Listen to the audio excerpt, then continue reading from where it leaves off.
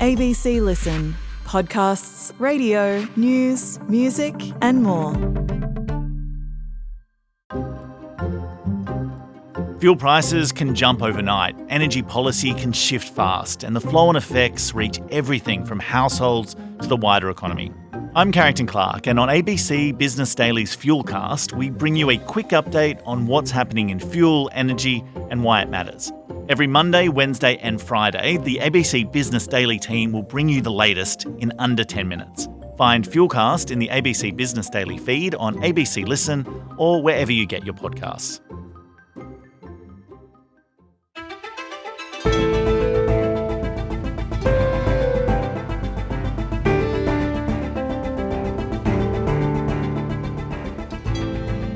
The peace talks failed.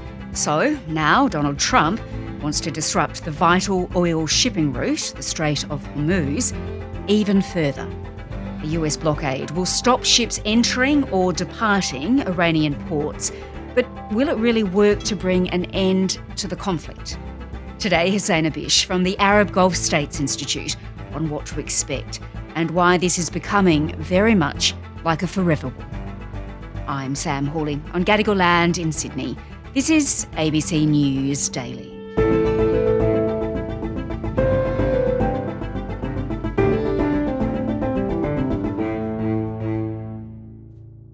Marathon peace talks between the US and Iran have failed to reach a breakthrough, raising fears of a reignited war. The historic face-to-face meeting ran more than 20 hours but ended in a deadlock. JD Vance says he was in contact with President Donald Trump multiple times through the negotiations. We've had a number of substantive discussions with the Iranians. That's the good news. The bad news is that we have not reached an agreement. And I think that's bad news for Iran much more than it's bad news for the United States of America. Hussein, JD Vance, the Vice President, he has largely been missing from this war. But over the weekend, he was the chief negotiator at these peace talks in Pakistan. Just tell me, why was that, do you think?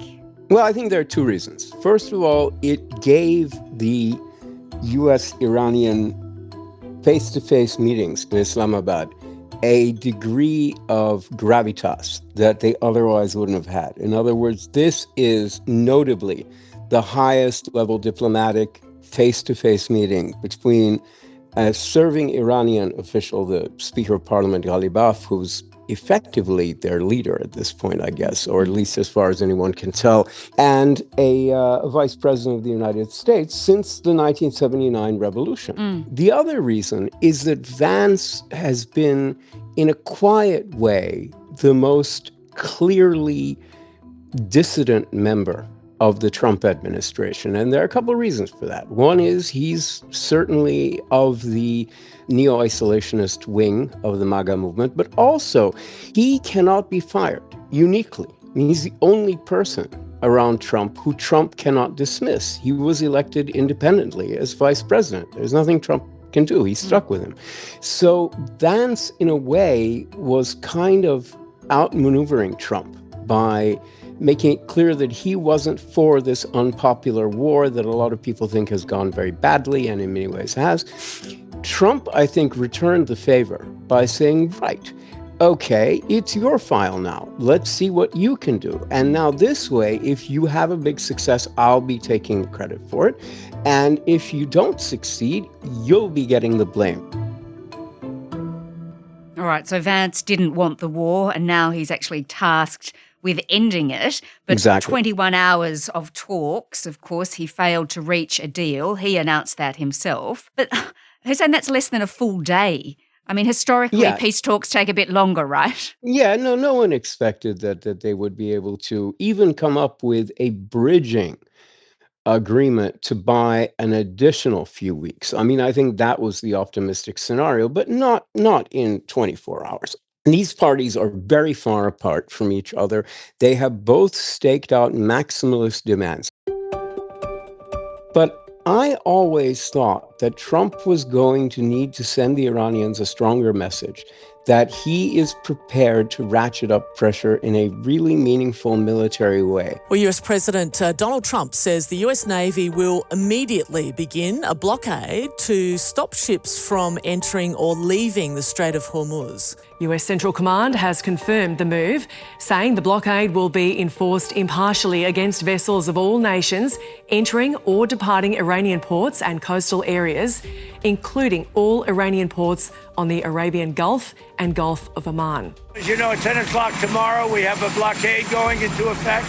That'll be 10 o'clock tomorrow. Other nations are working so that Iran will not be able to sell oil. And this business about blockading the Strait of Hormuz is something I've been wondering why the administration didn't try for weeks now. It seems such an obvious response, which is that the Iranians say, well, if you're going to bomb us, your friends can't sell their oil, but our customers will still get theirs. That the American response can be, actually, no, you can't sell your oil either. And, you need the strait as much as anybody else for import and export. And, let's see how much you like a blockaded strait. So it's another interesting move here.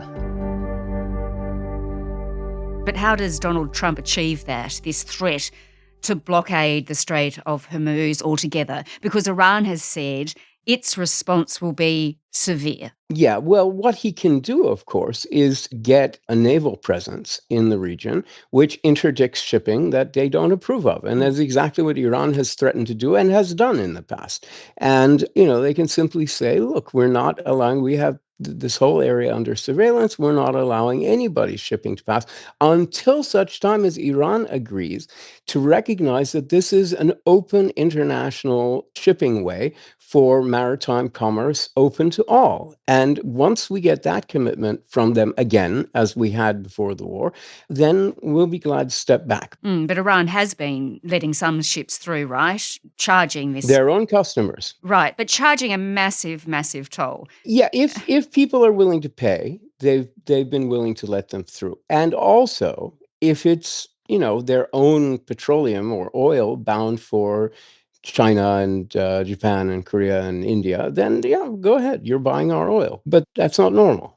So you don't think the Iranians can stop this blockade? I think they could try to run it or organize convoys, but no, I think the U.S. can probably do as much as the Iranians have done to spook shipping and transport and create the same kind of uncertainty that has impeded traffic for most shippers, on the non-Iranian ledger. Now, the problem is, how long can the global marketplace endure this, right? What is the economic ramification for the global markets? Iran does not care about the global markets. Washington does.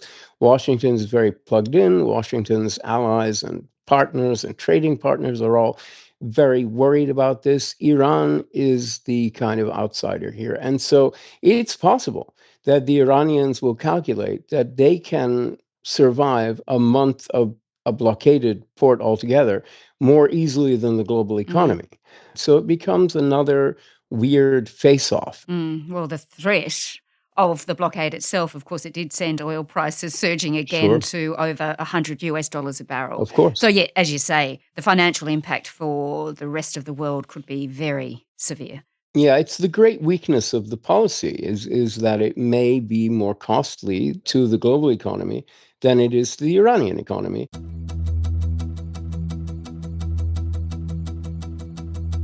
Well, Hussein, let's have a bit of a look at whether or not further talks could yield a better outcome. The US president said there is only one thing that matters. Iran is unwilling to give up its nuclear ambitions. I think Iran is in very bad shape. I think they're very desperate.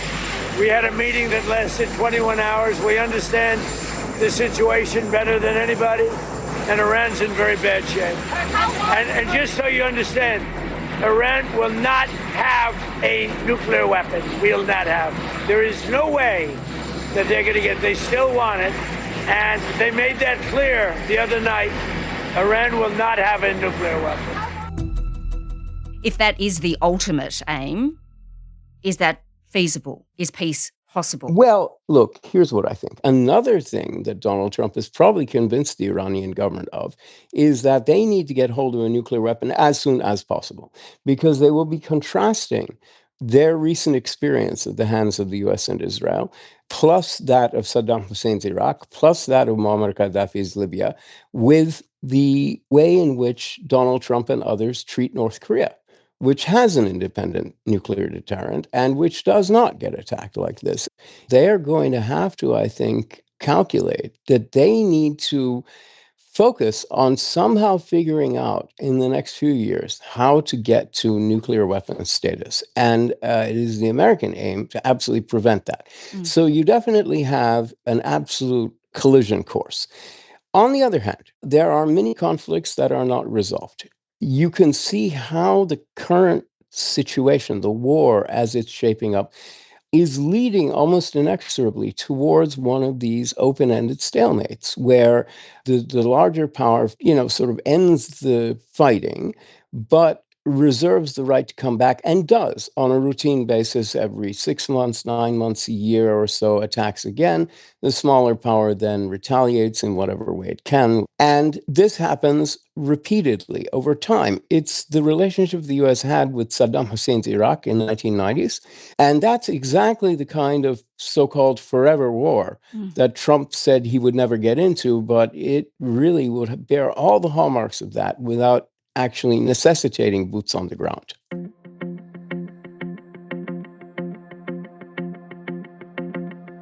All right, well, Hussein, as we noted, Israel hasn't been part of these peace talks and it does continue to attack in Lebanon. Israeli strikes continued on Sunday, and Lebanon's health ministry said more than 2,000 people had been killed since the start of this latest war, including 165 children and more than 1 million people in Lebanon have been forced from their homes by Israel's bombing campaign. Israeli Prime Minister Benjamin Netanyahu says he's keeping his nation safe from Iranian-backed militia group Hezbollah.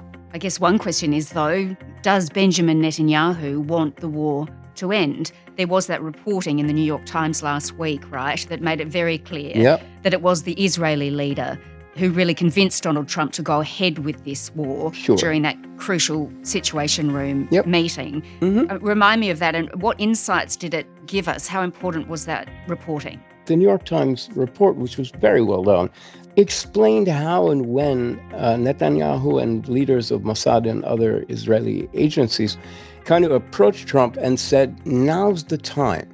Among other things, they promised him that the Iranian people would likely rebel against the clerical regime. And so based off of that and a whole bunch of fairy tales, the Israelis managed to persuade a particularly credulous American president that this was all a very good idea. And whatever the American president thought he was promised certainly didn't happen. So you have to be, I think, pretty ignorant and pretty dense to fall for it. But I think maybe the guy in the White House right now qualifies. So does Benjamin Netanyahu want this war to end, do you think? No, I don't think so. The one in Lebanon, he definitely doesn't want to end. Well, I think he's envisaging a conflict that goes on for months, if not years, and years, if not decades. So it's going to be hard to prevent him from getting his way unless he loses the coming Israeli election and there's a very different government with a different attitude, which is possible, or unless the United States starts changing its view of the Lebanese conflict. Now, one thing that did happen is that at first, the Israelis sold the Lebanese portion of this as a separate conflict, unrelated to the US-Israeli attack on Iran. And the Trump administration basically said, all right, in which case you have a free rein here, just don't attack the airport and don't attack the port. And everything else, we leave it up to you. The Israeli response was to keep bombing Lebanon after the ceasefire began, and that led to this very tense early standoff. And now, apparently, the Israelis have promised Trump that they will lay off Lebanon for a little bit. We don't know how much, and we don't know for how long. Well, Hussein, in your view, can a new peace agreement actually be reached before the ceasefire expires on April the 22nd, so in less than 10 days' time? Oh, I think it's extremely unlikely, to say the least. I think that the most optimistic scenario would be some arrangement whereby more time is bought. And I think otherwise, we will have either emerging by default a stalemated conflict that becomes a grass and mowing exercise, or a series of ineffective short-term agreements that produce the same result. I think that's not in anybody's interest, and particularly not in the interests of Iran's neighbors, the Gulf Arab countries. For them, it's a security nightmare par excellence, because they expect to be hit more than anybody else, and they fully expect to be the targets of choice again and again and again. Hussein Ibish is a senior resident scholar at the Arab Gulf States Institute. This episode was produced by Sydney Peed. Audio production by Cinnamon Nippard. Our supervising producer is David Cohey. I'm Sam Hawley. To get in touch with the team, email us on ABC News Daily at abc.net.au. Thanks for listening.